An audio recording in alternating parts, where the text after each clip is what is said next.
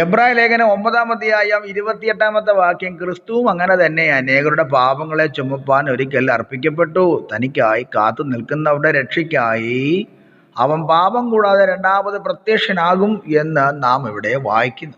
1 യോഹന്നാൻ 2-ാം അധ്യായം 2-ാമത്തെ വാക്യം, അവൻ നമ്മുടെ പാപങ്ങൾക്ക് പ്രായശ്ചിത്തമാകുന്നു, നമ്മുടേതിന് മാത്രമല്ല സർവ്വലോകത്തിൻ്റെ പാപത്തിനും തന്നെ എന്ന് നാം ഇവിടെ വായിക്കുന്നു.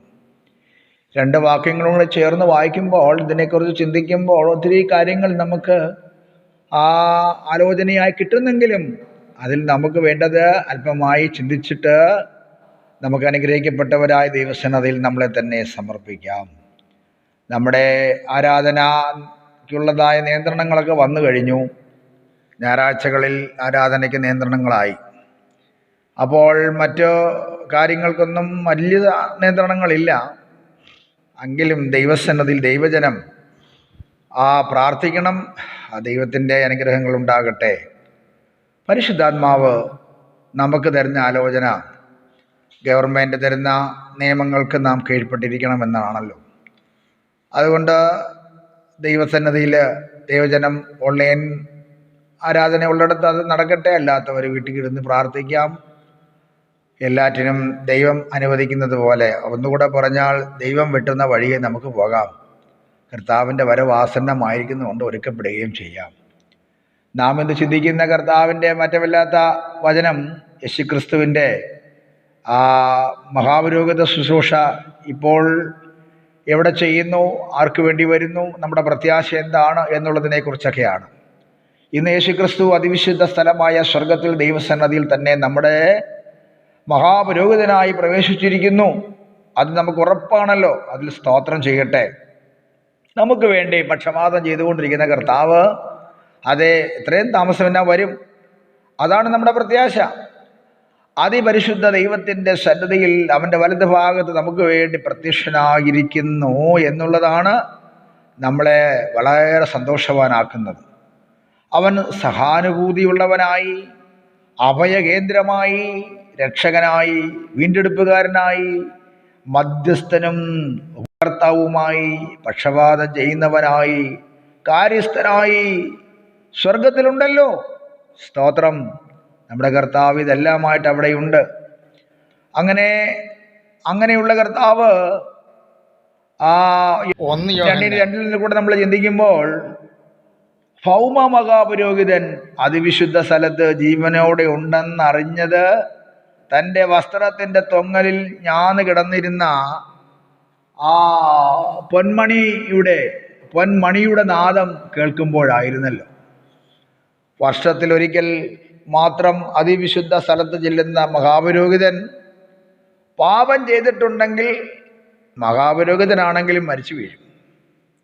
എന്നാൽ ജനത്തിനു വേണ്ടി യാഗമൃഗത്തിൻ്റെ രക്തവുമായി അകത്ത് ചെന്ന് അവിടെ ജീവനോടെ ഉണ്ടെന്നറിയുന്നത് തൻ്റെ അരയ്ക്ക് കെട്ടിയിരിക്കുന്നതായ ആ മണിയുടെ നാദം കേൾക്കുമ്പോഴാണ്. അപ്പോൾ ജനത്തിന് സന്തോഷമാണ്.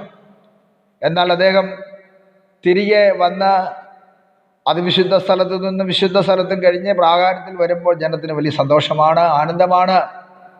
അപ്പോൾ ആ നാദം കേൾക്കുമ്പോൾ അവർക്കെല്ലാവർക്കും ആനന്ദവും സന്തോഷവുമാണെങ്കിൽ, നമ്മുടെ മഹാപുരോഹിതനും ദൈവസന്നിധിയിൽ ജീവനോടുണ്ടെന്നറിയുന്നത് തൻ്റെ ശരീരത്തിലെ വസ്ത്രത്തിൽ നിന്ന് ഉയരുന്ന പൊന്മണിനാദം നിമിത്തമാണ്.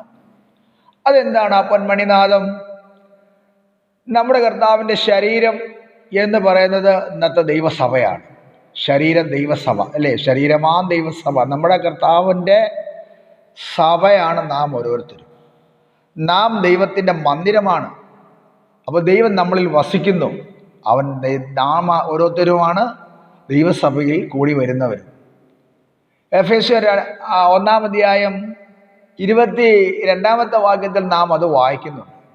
സഭയാം ശരീരത്തിൽ നിന്നുയരുന്ന പൊന്മണിനാദം അഥവാ പരിശുദ്ധാത്മാവിൻ്റെ അഭിഷേകമായ നിറവിൽ നിന്നും ഉളവാകുന്ന അന്യഭാഷാ ഭാഷണത്താൽ നമ്മുടെ കർത്താവ് ഉയരത്തിൽ ജീവനോടിരിക്കുന്നു എന്ന് നമുക്ക് ഉറപ്പിക്കാം. മണി മുഴങ്ങുന്നത് അതിന് നാവ് അനങ്ങുമ്പോഴാണല്ലോ. നമ്മുടെ ഈ ലോകപ്രകാരം ഒരു മണി മുഴങ്ങുന്നതിൻ്റെ നാവ് അനങ്ങുമ്പോഴാണ്. നാവിന് പല അർത്ഥങ്ങളുണ്ട്. ഗ്രീക്കിലും എബ്രായ ഭാഷയിലുമൊക്കെ. അതൊന്നും ഞാനിവിടെ വിശദീകരിക്കുന്നില്ല. അതുകൊണ്ട് പൊന്മണിയുടെ നാദവും അന്യഭാഷയും ഒന്നായി ചിത്രീകരിച്ചാൽ കർത്താവിൻ്റെ ശരീരമാം സഭയിൽ നിന്ന് പുറപ്പെടുന്ന അന്യഭാഷ വിളിച്ചറിയിക്കുന്നത് നമ്മുടെ കർത്താവ് ഉയരത്തിൽ ജീവനോടിരുന്ന് നമുക്ക് വേണ്ടി പക്ഷപാതം ചെയ്തുകൊണ്ടിരിക്കുന്നു എന്നതാണ്. യേശു ക്രിസ്തു പിതാവിൻ്റെ അടുക്കിലേക്ക് പോയത് മറ്റൊരു കാര്യസ്ഥനെ പിതാവിൻ്റെ കയ്യിൽ നിന്നും വാങ്ങി അയപ്പാൻ വേണ്ടിയായിരുന്നു. യോഹന്നാൻ 14:16 നാം അത് വായിക്കും. ന്യായപ്രമാണം അവരുടെ മഹാപുരോഹിതനെ മരണത്തിനായി പർവ്വത മുകളിലേക്ക് അയച്ചു. എന്നാൽ കൃപയുടെ പ്രമാണം യേശുവിനെ സ്വർഗീയ ആ മഹത്വത്തിലേക്ക്, പർവ്വതത്തിലേക്ക് അയച്ചത് മരിക്കുവാനായിട്ടല്ല, തൻ്റെ ശുശ്രൂഷ തുടരുവാൻ വേണ്ടിയാണ്. ഹല്ലേലൂയ. അപ്പോൾ നമ്മുടെ കർത്താവ് ഇന്നും സ്വർഗത്തിൽ തൻ്റെ പിതാവിൻ്റെ വലതുഭാഗത്ത് നമുക്ക് വേണ്ടി പക്ഷപാതം ചെയ്ത് ജീവിക്കുന്നു. എന്നാൽ നമ്മുടെ കർത്താവ് വീണ്ടും പ്രത്യക്ഷപ്പെടും എന്നത് നമ്മുടെ പ്രത്യാശയാണ്. അതാണ് നമ്മുടെ പ്രത്യാശ. കർത്താവ് വീണ്ടും പ്രത്യക്ഷപ്പെടും. അടുത്ത കാര്യം പറയുമ്പോൾ മരണത്തിൻ്റെയും, അല്ലെങ്കിൽ ഒന്നുകൂടെ പറഞ്ഞാൽ മരണത്തെയും മരണത്തിൻ്റെ നിയമങ്ങളെയും അസാധുവാക്കുവാൻ യേശു രണ്ടാമതും പ്രത്യക്ഷപ്പെടും. അതാണ് ഇവിടുത്തെ 27-ാമത്തെ വാക്യത്തിൽ വായിക്കുന്നത്, ഒരിക്കൽ മരിക്കുകയും പിന്നെ ന്യായവിധി മനുഷ്യർക്ക് നിയമിച്ചിരിക്കുകയാൽ എന്ന്.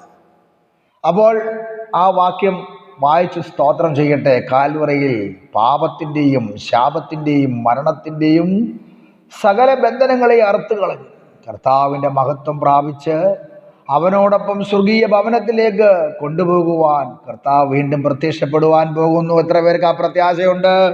ആ പ്രത്യാശയുള്ള ജനം ദൈവത്തെ സ്തുതിക്കട്ടെ. നമ്മുടെ കർത്താവ് ഏറെ താമസിയാതെ വെളിപ്പെടും എന്നത് ഓരോ ഭക്തൻ്റെയും പ്രത്യാശയാണ്. പ്രസ്തുത പ്രത്യാശയാണ് പാപ വഴികളിൽ നിന്ന് നമ്മെ സൂക്ഷിക്കുന്നത്, കണ്ണുനീരിൽ നിലനിർത്തുന്നത്, തിന്മ നിറഞ്ഞ ലോകത്തിൽ അതിനെതിരെ പോരാടുവാൻ നമ്മെ സജ്ജരാക്കുന്നത്. നമ്മുടെ കർത്താവ് രക്ഷിതാവുമായ യേശു ക്രിസ്തു തൻ്റെ പ്രത്യക്ഷതയുടെ പൊൻപുലരിയിൽ ഉദയനക്ഷത്രമായി വെളിപ്പെടുന്നത് വരെ അന്ധകാരപൂരിതമായ ഈ കൊടും രാത്രിയിൽ പ്രകാശം നൽകുന്ന വിളക്കാണത്. നാം കർത്താവിൻ്റെ മേശയിൽ അംശികളാകുമ്പോഴെല്ലാം പ്രസ്തുത പ്രത്യാശയുടെ പ്രതിധ്വനി നമ്മിൽ മുഴങ്ങിക്കൊണ്ടിരിക്കുന്നു. അതേ, നമ്മുടെ കർത്താവ് പ്രത്യക്ഷപ്പെടാറായി. അതിനായി നമുക്കൊരുങ്ങാം, പ്രത്യാശയോടെ കാത്തിരിക്കാം.